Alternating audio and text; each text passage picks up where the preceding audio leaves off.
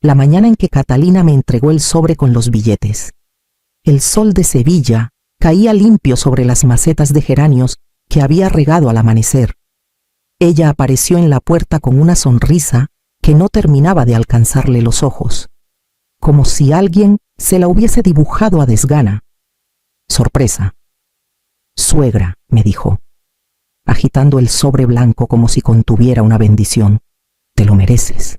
Un viaje a Lisboa por tu cumpleaños, sin Darío, sin nietos, sin obligaciones, solo tú.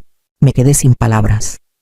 Nunca había salido del país por mi cuenta, y la idea de pasear por las calles empedradas, probar pasteles de nata y oler el salitre del Tajo me encendió algo en el pecho. La abracé con torpeza, y ella me dio una palmadita ligera en la espalda, como si ya quisiera soltarme. Me dijo que no podía acompañarme porque tenía trabajo atrasado, pero que todo estaba organizado, hotel reservado, taxi al aeropuerto y, por supuesto, los billetes de avión. Esa noche no dormí. Releí el itinerario 3 veces y empecé a doblar con esmero las blusas que apenas usaba desde que Bruno murió. Coloqué mi viejo pañuelo de viaje en el bolsillo interior del bolso y metí, con un impulso de ternura, 2 marcapáginas que había hecho a mano para mis nietos. Iban a encantarles cuando les contara sobre la ciudad. Fue al día siguiente, mientras verificaba los datos del vuelo, cuando noté algo extraño. El billete tenía fecha de ida, pero no de vuelta. Pensé que tal vez era un error de impresión. Llamé a Catalina, que respondió rápido y sin una pizca de sorpresa. ¡Ay, suegra! Fue lo único que encontré con descuento. Ya veremos la vuelta cuando estés allí. Vale, relájate un poco. Quise creerle. Me dije que los jóvenes hacen las cosas diferente, que no siempre hay que tenerlo todo bajo control. Pero esa noche, al acostarme, no pude evitar que me temblara el estómago. Algo no encajaba, pero me convencí de que era nervios. Era mi primer viaje sola. Después de todo, y aún así, cuando el taxi llegó a la mañana siguiente y Catalina me despidió con un beso seco, sentí que estaba dejando algo más que mi casa atrás. El aterrizaje fue suave, casi engañoso, cuando el avión tocó pista. Sentí una punzada de emoción. Miré por la ventanilla como una niña, esperando ver las postales de Lisboa hacerse realidad. Pensé en Catalina, esperándome quizás con un cartelito improvisado, o al menos con esa sonrisa suya tan calculada. Pero al atravesar el control de pasaportes y llegar al hall de llegadas, no había rastro de ella, ni mensaje, ni llamada, solo una mar de desconocidos, turistas arrastrando maletas, recepcionistas con prisas, y yo me aparté a un lado. Saqué el móvil. Apenas 4% de batería. Lo desbloqueé con manos temblorosas. Una única notificación. Disfruta. Te viene bien estar sola un rato. No había firma, ni siquiera un saludo. Lo leí 2 veces antes de que la pantalla se apagara del todo, como si también se negara a acompañarme más. Fui hacia la cinta de equipaje, pero mi maleta nunca apareció. Esperé, hasta que las luces dejaron de girar y el suelo pareció inclinarse bajo mis pies. Recordé entonces que Catalina me había insistido en llevar el pasaporte y el dinero por seguridad. Tú solo preocúpate por disfrutar, me dijo, y yo, confiada, asentí. Me quedaba el bolso de mano, un pañuelo bordado por mi madre y una botella de agua medio vacía. Busqué un punto de información, traté de preguntar en español, en inglés, incluso en aquel portugués mal aprendido de lecturas antiguas, pero nadie me entendía del todo. Me senté en un banco de metal, con las piernas rígidas y la garganta seca. No tenía cómo llamar, no tenía dirección del hotel ni efectivo, y mucho menos un plan. Solo tenía la intuición, cada vez más fuerte, de que no era un error. Catalina no estaba retrasada, Catalina no venía. El murmullo del aeropuerto se volvió un zumbido lejano. como si el mundo hubiese decidido seguir sin mí. Cerré los ojos y respiré hondo. Pero el aire me sabía a engaño. Apreté el pañuelo en la mano, deseando que fuera una cuerda que me atara a algo firme, y me obligué a ponerme de pie. No podía quedarme sentada. Tenía que empezar a buscar respuestas. Las horas pasaron con una lentitud despiadada. El reloj del aeropuerto marcaba las 3, y algo cuando me acerqué a una pequeña cabina de información turística. Una joven recepcionista de rostro amable intentó ayudarme mientras yo le mostraba, en un papel doblado, el nombre del hotel que Catalina me había dicho. Lo había anotado en la parte trasera de un sobre, junto a la fecha del vuelo. Ella tecleó con rapidez, consultó varias pantallas y luego frunció el ceño. No hay reserva a su nombre, dijo. En un español dulcemente arrastrado, le di el apellido de Catalina. Lo intentó de nuevo. Nada. Mi estómago se encogió. Traté de mantener la voz firme mientras le preguntaba si quizá la reserva estaba bajo el nombre de mi hijo. Nada. Me ofreció llamar directamente al hotel. Acepté, aunque ya me costaba tragar saliva. La llamada duró menos de 1 minuto. Me miró con lástima. No hay constancia de ninguna reserva ni contacto. Sentí un vacío en el pecho, como si se me hubiera desplomado el centro del cuerpo. Volví al banco de metal con pasos torpes. Busqué en mi bolso el billete de avión, pensando que quizás decía algo más. Entonces vi el detalle que me heló la sangre, la palabra one way en la parte inferior. Solo ida. No era un descuido. No lo era. Durante años. Catalina había mantenido una sonrisa cordial, una cortesía medida, pero yo siempre sentí que me toleraba más que me aceptaba. Jamás pensé que sería capaz de algo así, hasta ese instante, allí, sentada en un aeropuerto extranjero, sin maleta, sin reserva, sin pasaporte, sin salida. Empecé a entender. No era una torpeza, no era una confusión, era una jugada. Una parte de mí quería seguir creyendo que aún aparecería, que todo tenía una explicación, que Darío me llamaría, pero otra parte más vieja, más sabia, más herida empezaba a levantar la cabeza, porque algo dentro de mí sabía que esto no era el final de un viaje, sino el comienzo de otra clase de batalla. Y, aunque no sabía cómo, tenía que empezar a moverme. Logré salir del aeropuerto con la dignidad desgastada pero intacta. Un taxista compasivo, más por lástima que por negocio. Me llevó a un hostal modesto en las afueras. Le pagué con los únicos 20 euros que llevaba escondidos en el forro del bolso. Me dieron una habitación con sábanas limpias y una ventana que daba a un patio de azulejos rotos. No tenía teléfono, ni documentos, ni certezas. Solo un silencio que se iba volviendo más denso a cada minuto. Bajé al pequeño comedor buscando algo caliente. Allí, en una mesa junto a la ventana, una mujer americana hojeaba una guía de viaje y masticaba lentamente una galleta. Me acerqué con cautela y con voz baja, casi temblorosa. Le pregunté si podría prestarme el móvil. Es una emergencia, añadí, sintiéndome más vulnerable que nunca. Ella me miró sin vacilar. Asintió con amabilidad y deslizó el teléfono hacia mí. Marqué el número de memoria. Lo había marcado tantas veces en los años 80 que mis dedos lo recordaban sin pensar. Maruja contestó al segundo timbre. Maruja, soy yo. Se hizo un silencio largo, tenso. ¿Dónde estás?, preguntó finalmente. En Lisboa, sola. Catalina me dejó aquí sin nada. Del otro lado, respiró hondo. No hizo preguntas inútiles. No se escandalizó. Solo dijo, con una voz más baja que de costumbre y solda: justo hoy he recibido una notificación del registro de la propiedad. Un cambio solicitado en tu vivienda. Y tu nombre aparece tachado. Mi piel se heló. Me apoyé en la mesa, intentando no soltar el móvil. ¿Quién firmó eso, Catalina? Y Darío también. Han pedido una cita notarial para dentro de 5 días. Dicen que es por motivos de salud mental, que no puedes seguir gestionando tus asuntos sola. El mundo volvió a inclinarse, pero esta vez no me caí. Algo dentro de mí, tal vez la misma fuerza que me sostuvo cuando enviudé, empezó a moverse.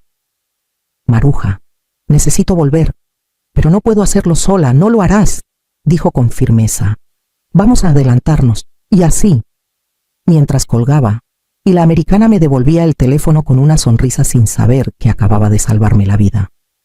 Supe que el juego había cambiado. Volví a casa sin que nadie lo supiera. Maruja movió cielo y tierra. Me hizo una transferencia urgente. Contactó a una conocida de su sobrina que trabajaba en una aerolínea, y con la complicidad de una azafata que se apiadó de mi historia. Subí a un vuelo de regreso sin más equipaje que mi bolso y el pañuelo bordado que llevaba desde el aeropuerto de Lisboa. Nadie en inmigración hizo preguntas, bastó con explicar que me habían robado todo. Supongo que mi cara lo decía todo. Cuando llegamos a su piso en Sevilla, Maruja me abrazó con la fuerza de una hermana. Me preparó una infusión. Encendió su viejo portátil y juntas nos conectamos a la web del colegio notarial. Buscamos mi dirección y el número de finca. Tardó unos minutos en cargar, pero cuando apareció el documento solicitado, sentí que algo dentro de mí se partía. Allí estaba. Solicitud de traspaso de dominio. Por motivos de incapacidad progresiva de la propietaria, Catalina aparecía como promotora. Lo sabía. Lo había sospechado desde que vi el billete de solo ida. Pero lo que me destrozó no fue eso. Fue el nombre que figuraba justo debajo, en letras perfectamente legibles, Darío Robledo Almenara. Mi hijo, mi único hijo, como testigo, como aval, firmando para declarar que su madre ya no podía valerse por sí misma. Me llevé una mano al pecho. Maruja me agarró la otra con fuerza, intentando sostener mi temblor. No lloré. A esas alturas, las lágrimas ya no salían. Era otra cosa lo que se instalaba, algo más frío, más firme, más antiguo. No era solo Catalina, no era solo una nuera aprovechada. Era mi sangre, mi Darío. No recordaba cuándo había empezado a alejarse. Quizá desde que murió su padre, quizá cuando conoció a Catalina, o quizá siempre estuvo lejos. Y yo no quise verlo. Me quedé mirando la pantalla con el nombre que me había dado la vida y que ahora me la quitaba. Entonces Maruja cerró el portátil con decisión. Su voz fue clara. Sin temblor y solda. Tenemos 5 días, pero vamos a adelantarnos. La casa de Maruja olía a alcanfor y a tiempo detenido. Todo allí me recordaba que no estaba en mi hogar y al mismo tiempo que aún tenía un lugar donde caer de pie. Esa noche apenas dormimos, entre sus carpetas, cajas de lata y archivadores rotulados con letra de profesora jubilada. Empezamos a buscar. No tenía claro qué esperábamos hallar exactamente, pero Maruja insistía en que alguna copia debía existir. Tu Bruno era metódico y testarudo. Si firmó algo, lo guardó en algún lado. Y tenía razón. La madrugada nos sorprendió revolviendo el fondo del desván, donde descansaba un viejo baúl de madera que habíamos usado años atrás para almacenar libros y papeles. Dentro del baúl, empolvado y algo hinchado por la humedad, estaba el maletín de cuero de Bruno. Me temblaron las manos al abrirlo. Era como volver a tocar una parte de él. Su olor aún persistía, como una última caricia. Y entre los documentos, recibos y planos de la casa, apareció lo que no sabíamos, que estábamos buscando una carpeta azul con una nota escrita de su puño y letra que decía resguardo. Solo abrir si es necesario. Lo abrimos. Allí estaban las escrituras originales de la casa, pero lo más valioso no era eso. Era un anexo, una cláusula firmada y registrada años atrás, que establecía con claridad que la titularidad no podía modificarse sin mi consentimiento explícito y en pleno uso de mis facultades mentales. Validado por un perito independiente, Bruno lo había dejado todo previsto. Sabía cómo era el mundo y tal vez, en el fondo, también sabía lo que podía llegar a ser su propio hijo. Maruja me miró en silencio. Yo apreté aquel papel como si fuera un salvavidas. Todavía tenían la cita notarial, pero ahora nosotras teníamos un arma y yo tenía algo aún más fuerte que el miedo o la traición, la certeza de que no iba a dejarme borrar. El reloj marcaba las 11 en punto cuando oímos los pasos en la escalera. Maruja y yo ya llevábamos casi una hora preparadas. Ella con su elegante chaqueta gris perla, yo con un conjunto azul marino que había sido de mis favoritos y que no usaba desde el entierro de Bruno. Hoy también se trataba de un entierro, el de la mentira que habían intentado construir sobre mi nombre. La puerta sonó 2 veces. Abrí despacio. Catalina estaba ahí, con una sonrisa falsa, flanqueada por un señor de traje oscuro y maletín en mano. Tardó un segundo en procesarlo. Primero frunció el ceño, luego se quedó quieta. Vi cómo se le deshacía la expresión cuando me vio de pie, viva, entera y firme como no me había visto en años. ¿Qué haces tú aquí?, balbuceó. Buenos días. Catalina, adelante. Si vienes a firmar algo, será mejor que escuches antes lo que tengo que mostrar, dije, apartándome con calma para dejarles pasar. El notario, que no parecía al tanto de la farsa completa, saludó cordialmente y se presentó como don Sergio Guzmán. Sacó su carpeta con papeles ya preparados y empezó a explicar los términos del traspaso por razones de salud mental de la propietaria. Maruja carraspeó y colocó sobre la mesa el documento con la cláusula firmada por Bruno.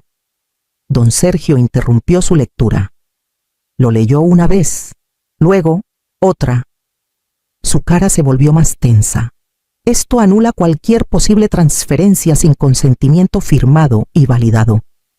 ¿Y usted, señora Isolda, confirma estar en pleno uso de sus facultades? Lo miré directo a los ojos, más que nunca. Don Sergio. Catalina no dijo nada, solo respiraba por la boca y temblaba ligeramente. Le faltaba la voz, como si se le hubiese desvanecido el guión que tan cuidadosamente había ensayado. Yo, en cambio, la tenía de vuelta, mi voz, mi casa y mi lugar en esta historia. Pero lo más duro aún estaba por revelarse. Catalina se recompuso como una actriz que olvida un parlamento, pero intenta seguir la escena. Forzó una risa nerviosa y se volvió hacia el notario con una mirada de aparente preocupación. Don Sergio, disculpe, pero creo que esto es precisamente lo que temíamos. Isolda no está bien. Dice cosas sin sentido, se desorienta, incluso se inventa documentos. Esto es muy delicado, dijo, posando una mano en su pecho, como si fuera la dolida. Maruja entrecerró los ojos. Yo me mantuve en silencio, no por impotencia, sino porque sabía lo que vendría. El notario levantó una ceja y volvió a leer el documento que habíamos entregado minutos antes. Lo hizo con pausa, revisando cada sello, cada firma, cada fecha. Luego alzó la mirada y se dirigió a mí. Señora Isolda, ¿podría decirme cuál es la fecha de este documento? 12 de junio de 1999.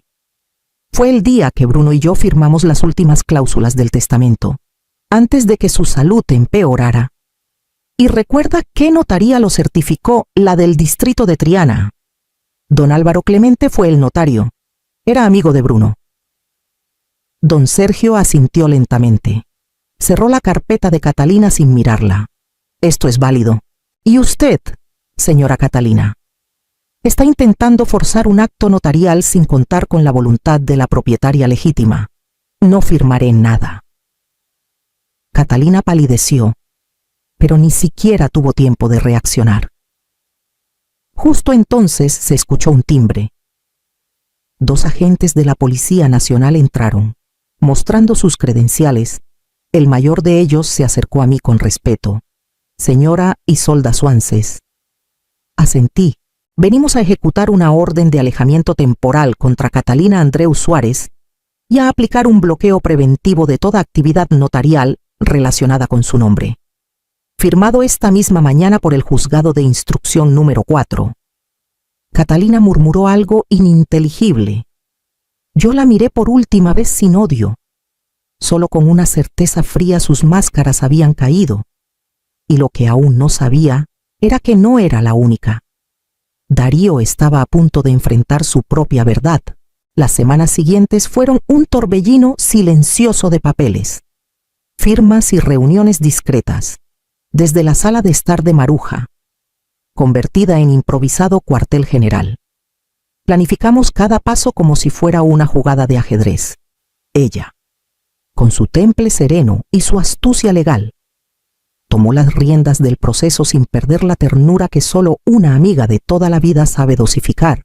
Presentamos la documentación ante el juzgado y, con la cláusula firmada por Bruno como columna vertebral, logramos detener toda tentativa de movimiento notarial. Catalina enfrentó cargos por falsedad documental y tentativa de estafa patrimonial. Pero lo más doloroso y necesario fue lo que vino después. Reescribí mi testamento, esta vez, con las manos firmes y la cabeza clara. No borré a Darío. Sería fácil dejarlo fuera, tachar su nombre como si nunca hubiera existido, pero no. Le dejé algo que pesara más que cualquier inmueble. Te dejo lo que nunca valoraste, mi silencio. Durante años te protegí de tu propia mediocridad, de tus decisiones cobardes, de la mujer que elegiste. Callé cada desprecio, cada excusa. Te defendí incluso cuando tu mirada empezaba a parecerse a la de ella. Hoy me despido de esa versión de ti. Si algún día deseas volver a mirarme a los ojos, no será por lo que puedas heredar, sino por lo que te atrevas a reconstruir. La carta quedó sellada en el testamento, junto a la decisión de que el grueso de mi patrimonio iría a una fundación pequeña que trabaja con mujeres mayores sin recursos, y otra parte a Maruja, como guardiana de todo lo que me mantuvo en pie. Un martes por la tarde, Darío recibió la notificación del Nuevo Testamento y la revocación de todos los poderes anteriores. No dijo nada, solo respondió con un mensaje vacío. ¿Por qué haces esto? Mamá. No contesté. Había cosas que ya no necesitaban explicación. Y mientras la abogada del juzgado nos confirmaba que la causa contra Catalina seguía en marcha, yo comencé a empacar una pequeña maleta, una que no contenía ropa, sino decisión. El sonido del cerrajero fue el primero en marcar el nuevo compás de mi casa. Un clic seco, firme, definitivo. Las llaves viejas quedaron sobre la mesa como ruinas de una historia que ya no me pertenece. Yo tenía otras en el bolsillo, recién cortadas, brillantes, con el peso exacto de lo que ahora es solo mío. Esa misma mañana, pasé por el vivero. Compré 3 macetas de lavanda y las planté justo donde Catalina solía decir que no combinaban con la fachada. ¡Qué ironía! Ahora el aroma es lo primero que me da la bienvenida al cruzar el portón. Colgué de nuevo la campanilla de viento que Bruno puso aquel verano en que creíamos que la vida nos duraría para siempre. Sonó apenas la toqué, como si el tiempo se hubiera detenido justo en el segundo en que aún era feliz. No lloré. Esta vez no. Solo me senté en el porche, con mi taza de té entre las manos y los pies descalzos, tocando las baldosas que tanto me costaron limpiar de su sombra. La tarde estaba tibia, el cielo, sin ruido, en esa calma. Entendí que no había perdido nada esencial, que ni las mentiras, ni las firmas, ni las ausencias lograron borrar la mujer que aún era. Maruja me llamó justo cuando el sol empezaba a bajar. Le dije que estaba bien, que no necesitaba nada, que solo quería escuchar cómo el viento acariciaba los cristales sin miedo. Ella no preguntó más. Solo dijo: «Entonces ya estás de vuelta». Y sí, volví. Gracias, Catalina. Gracias por mostrarme lo que aún soy capaz de defender. por obligarme a salir de la sombra cómoda del silencio, por recordarme que una no deja de ser madre, pero puede aprender a ser mujer otra vez. Sin pedir permiso, apagué el teléfono. Me quedé allí, en el porche, mientras el cielo se teñía de cobre, y supe que algo dentro de mí no volvía, porque algo nuevo apenas estaba empezando a nacer.